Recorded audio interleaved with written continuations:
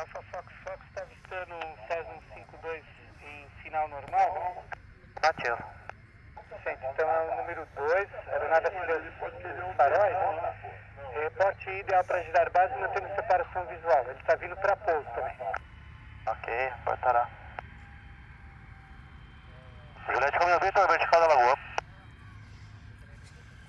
Juliette Romeo Vitor, prossiga 500 pés, reporte ingressando perna do vento, ponto médio. O que você está fazendo? Estou gravando pouso Você é que tem condições de livrar na central? Backtrack, autoriza?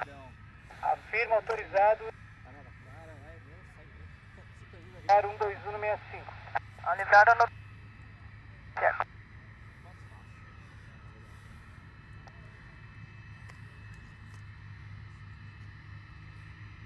Lane Lights.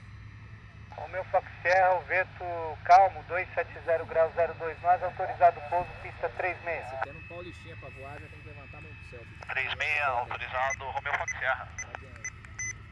Tá Carlos Jundiai, o Papa Romeo Oscar Golfeco, livrou na central. Observe a envergadura à sua esquerda, senhor. Ramelada da Natália. Ok, mantém posição. Tô olhando daqui é uma coisa. O que você falou? O que você falou da Natália? Ramelada. Ramelada. Viu que faz sentido o que eu falei? Lá aqui, ó, na saída rápida? Alfina. Golfeco prossiga até a saída rápida, aguardando o cruzamento aeroclube. Tá sossegadão. Na saída rápida, aguardando cruzamento, Oscar Golfeco. Muito ruim! Demorou, velho. Vai dar motor, né? Cadê o velho? Velocidade de um homem andando a pé. Nada.